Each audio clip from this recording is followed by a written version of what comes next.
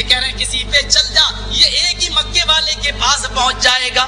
ایک کہہ رہا ہے زبان سے نیت زور سے کرو، نیت کرتا ہوں 2 رکعت نماز سنت واسطے اللہ کے منہ میرا قبلہ شریف کی طرف. دوسرا کہہ رہا ہے زبان سے زور سے نیت کرنا بدعت. یہ چاروں اماموں کے فتوے بتا رہا ہوں. ایک کہہ رہا جائز، دوسرا کہہ رہا بدعت. راستے الگ الگ ہیں، پھر بھی ہمارے مفتی ہمارے مولوی چلا رہے ہیں کسی بھی ڈگر کو پکڑ لے تو وہی پہنچے گا جو سڑک مکے پہ جا رہی ہے.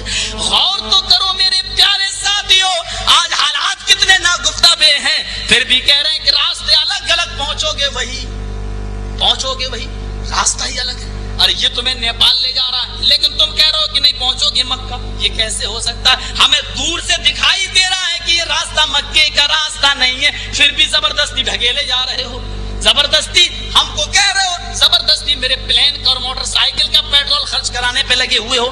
میرے پیارے بھائیو، 1400 سال پیچھے کی طرف چلا جا. ہم سے کہتے ہیں، میں تمہیں بتاتا ہوں راجہ بھوج نے کیا بات کہی. وشنو یشا کی پتا کا نام یہ میری کتابوں میں بھی لکھا ہوا ہے. آپ کی ماں کا نام کیا تھا؟ آپ نے کہا سومتی. پرادروا سومتی تھا. سندر متی، سوبھاؤ والی، امن والی، شانتی والی. سندر، امن، شانتی والی. اللہ کے نبی کی ماں کا نام آمینہ تھا، امن والی، شانتی والی، امن و امان والی، شانتی والی. دیکھیے نام ایک، مانا ایک، لینگویج الگ الگ ہے. عربی اور سنسکرت کا انتر ہے. ہندو بھائیوں کا بھی وہ رسول تھا محمد تراشن سے. آج ہم تو یہ بتاتے ہیں کہ رسول رحمت للعالمین ہے اور عالمین عالم کے لیے، تو عالم کے لیے ثابت کرنے کے لیے ہم کو ان کی بھی کتابیں پڑھنا پڑیں گی. جب تک ہم ان کو بتا نہیں سکتے کہ آپ کی کتابوں میں بھی میرے نبی کا تذکرہ ہے، لیکن کیا بتاؤں، منتر پڑھ دیا تو کافر، تم اردو دھوکا دھونک مچو تو پکے مسلمان، ہم سنسکرت پڑھ دیں تو ہم کافر ہو گئے. ذرا غور تو کرو میرے پیارے ساتھیو. اگر ان جملوں پر کافر ہوں تو جاؤ مجھے رہنے دو. قیامت کے دن میرا آقا میرا دامن پکڑ کے پوچھے گا، آئے جرجیس بتا تو نے جو اللہ نے تجھے عالم بنایا تھا اور میرے بعد دین کی وراثت علماء کے ہاتھ میں آئی تھی، میرے بارے میں تو نے کیا بتایا؟ میں کہوں گا اے اللہ کے نبی، زیادہ نیکیاں لے کر تو نہ آیا، زیادہ اچھے عمل کر کے تو نہ آیا، لیکن دنیا میں جب تک زندہ رہا ہندو بھائیوں کو بھی آپ کے بارے میں بتاتا رہا، یہودیوں کو بھی بتاتا رہا، اور میں نے دنیا میں گالیاں کھائی تو اپنوں سے کھائی، اور تو اچھی طریقے سے جانتے اے اللہ کے رسول، آپ کو اللہ نے بتا دیا کہ آپ اچھی طریقے سے آپ کو معلوم ہے کہ اللہ کے نبی صلی اللہ علیہ وسلم آپ کے لیے میں نے گالیاں کھائی ہیں. مجھے کوئی زمین کا جھگڑا ان سے نہ تھا، جائیداد کا جھگڑا نہ تھا، کوئی ماں بہن اور بیٹی کا اور شادی کا کوئی مسئلہ میرے بھائیوں سے نہ تھا. یہ گالیاں بھی میں نے دنیا میں کھائی تو آپ کے لیے، رب کے لیے.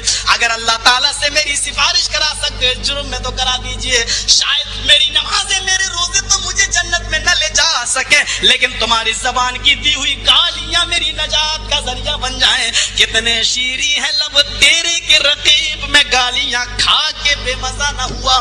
راجہ بھوج جب وہاں سے چلے تو کہنے لگے کہ میں بھارت میں جا رہا ہوں، اے محمد صاحب مجھے کچھ نصیحت کر دیجئے کہ میں بھارت میں جانے کے بعد لوگوں کو کیا بتاؤں. تب محمد صاحب جواب دیتے ہیں کہ راجہ بھوج جب بھارت میں پہنچو تو میرا ایک قافلہ، میرا ایک گروہ بھارت میں تبلیغ کے لیے آئے گا، دھرم پرچار کے لیے آئے گا. میں تو بھارت نہیں جا سکوں گا، میرے انویائی، میرے صحابہ بھارت میں آئیں گے.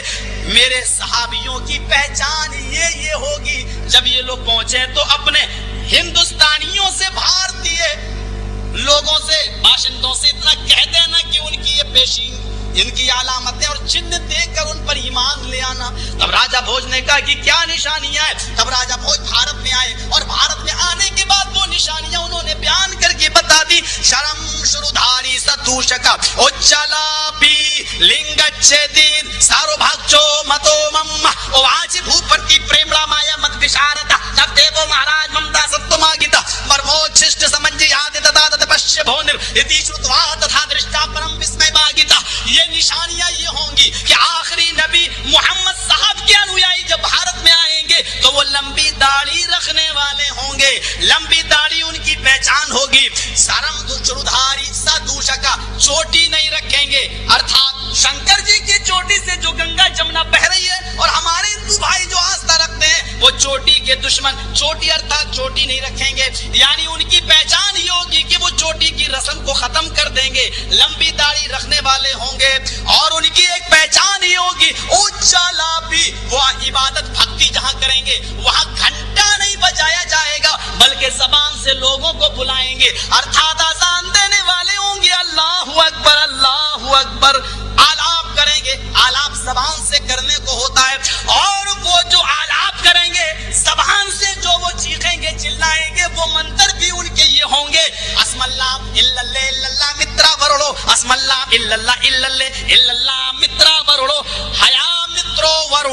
महामद रगबरस से, महामद रसूल रगबरस से, अल्लोपनिषद, ये उनके मंत्र होंगे।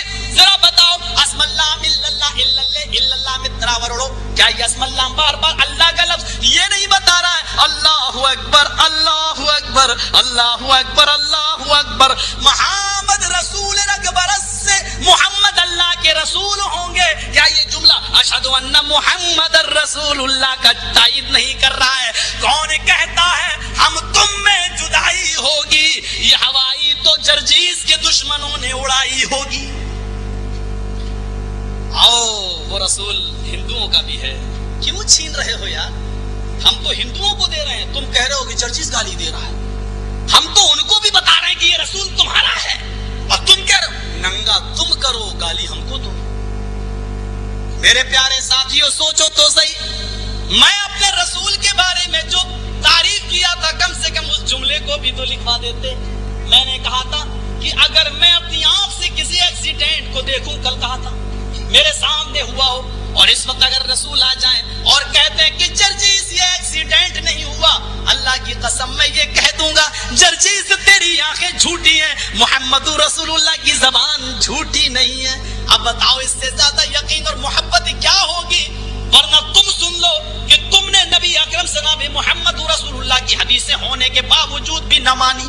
कल मैंने एक मिसाल दी थी, बताओ हजरत फातिमा को किसने गुस्ल दिया? बताओ हजरत अबू बकर को किसने गुस्ल दिया? मैंने अबू बकर के बारे में बताया था, उनकी बीवी ने गुस्ल दिया, और फातिमा के बारे में बताया था कि उनको उनके शौहर ने गुस्ल दिया।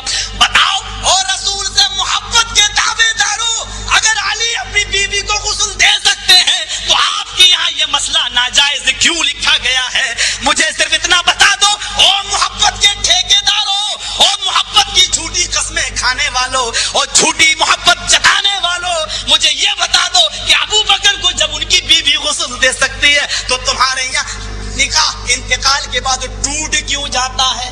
बाप बेटे का रिश्ता खत्म ना हो, भाई बहन का रिश्ता खत्म ना हो, फिर मियाँ बीवी में ऐसी कौन सी जुदाई हो जाती है जो निकाह फौरन इंतकाल के बाद टूट जाता है? औरत को शौहर की लाश तक देखने नहीं दी जाती है, न शौहर को बीवी तक का चेहरा देखने दिया जाता है, फिर भी दावा है कि मोहब्बत हमको रसूल से है। हाँ, गुस्ल तो आज हमारे यहाँ पर भी नहीं दे रहा शौहर बीवी को, बीवी शौहर को, लेकिन कम से कम जायज तो मानते हैं। ये तो मानते हैं कि अगर कोई देना चाहे तो दे सकता है। तुम तो इसको बिल्कुल हराम कहते हो, निकाह टूट गया मानते हो, और तुम शौहर बीवी के जिस्म को गुस्ल लगाने को भी नाजायज मानते हो। अब बताओ मेरे भाइयों, अबू बकर को उनकी बीवी का हाथ लगाना जायज था या नाजायज? हजरत अली का अपनी बीवी को हाथ लगाना जायज था या नाजायज? जायज कहते हो तब भी फंसे, नाजायज कहते हो तब भी फंसे। और कल मैंने कहा था अल्लाह ने तुम्हें पैदा ही किया फंसने के लिए। जायज कह के देखो, तू क्यों नहीं कहता? नाजायज कह के देखते हो, तो बताओ अबू बकर का नौज बिल्लाह इस गुनाह पर कोई अज़ाब मिलेगा? नहीं, उन्होंने किया वो सही था, हम करें तो गलत। तो शरीयत किसको कहते हैं? जो नबी ने किया वो करना चाहिए ना, वही तो शरीयत है। जो साहबा ने किया वही तो शरीयत है। दलील पेश करते हैं क्या? तमस्सकू बिहा, वो खुलफाए राशिदीन की सुन्नत को मजबूती से पकड़ लो। बताओ अबू बकर खलीफा थे या नहीं? अच्छा, हजरत उमर फारूक ने 20 रकात तरावी नाफिज कराई थी, चलो मैंने मान लिया। तुम तो इसको बहुत जल्दी दलील बनाते हो। ठीक, हजरत उमर फारूक ने औरतों को मस्जिद में जाने से रोक दिया था, खलीफा थे, ठीक है। मैं आपसे पूछना चाहता हूं, अगर उनका कोई इज्तिहादी